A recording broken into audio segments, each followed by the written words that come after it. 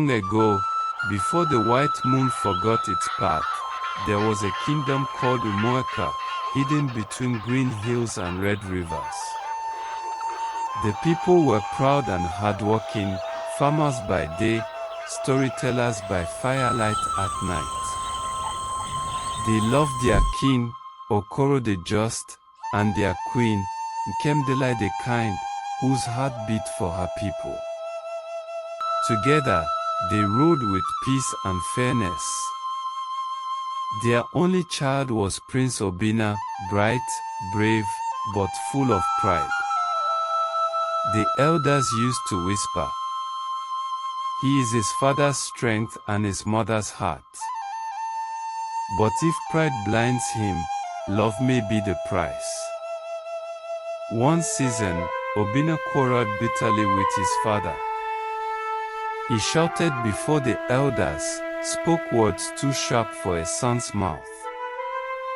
Then, in anger, he took gold from the treasury and vanished into the forest, vowing never to return. The palace fell silent. Queen Nkemdela wept for days until her eyes grew red. Every evening, she sat by the window that faced the long road and whispered to the wind, "Obinna, my son, wherever you are, remember home." King Okoro, once strong like the Iroko tree, grew quiet. His laughter faded. He stopped joining the council meetings. Soon, sickness came upon him. The healers tried everything, roots, chants, sacrifices, but nothing worked. Every morning, his weak voice would tremble with one wish. "If I could just see my son again, I will rise." Years passed. Then, one cold night, when even the crickets were silent, I, a palace guard, heard something faint beyond the gate. Not a knock, not a call. Just the sound of slow footsteps dragging through the dust. They stopped before the gate. Then a weak voice called out, "Is there still light in Umuaka?" When I opened the gate, I saw a figure standing there in the moonlight, thin, dirty, holding a wooden staff. His face was shadowed, but when he lifted his eyes, my heart stopped. It was Prince Obinna. He looked broken, the pride gone from his eyes, replaced by years of regret. He said softly, "Tell my father and my mother their son has come home." When the queen heard those words, she dropped her water pot and ran barefoot across the courtyard. Her wrapper loosened, her hair fell, but she didn't care.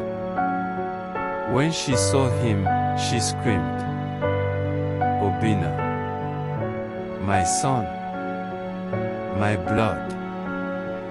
She fell to her knees, hugging him tightly, crying as though she could wash away his pain with her tears. "My eyes have seen you again. My womb can rest." The whole palace froze. Even the night breeze seemed to stop. When the king heard, he asked to be carried outside. His body was weak, but when he saw Obinna kneeling before him, his eyes shone again. "Father," Obinna said, his voice shaking, "I was blind. I disrespected you. I left home and found only emptiness. Forgive me." For a moment, there was silence. The queen knelt beside them, holding both their hands together. Then the king whispered, through tears, "My remedy has come home." That night, the moon over Umuaka burned silver and full. By dawn, The king's breathing steadied. He laughed for the first time in years and asked for food. The villagers said the gods had healed him. But Queen Kemdilai smiled through her tears and said, "It was not the gods. It was love." From that day, Obinna changed. He followed his father's ways and carried his mother's heart. He walked through the villages, listening to the people, helping the poor. They began to call him Obinna the Humbled.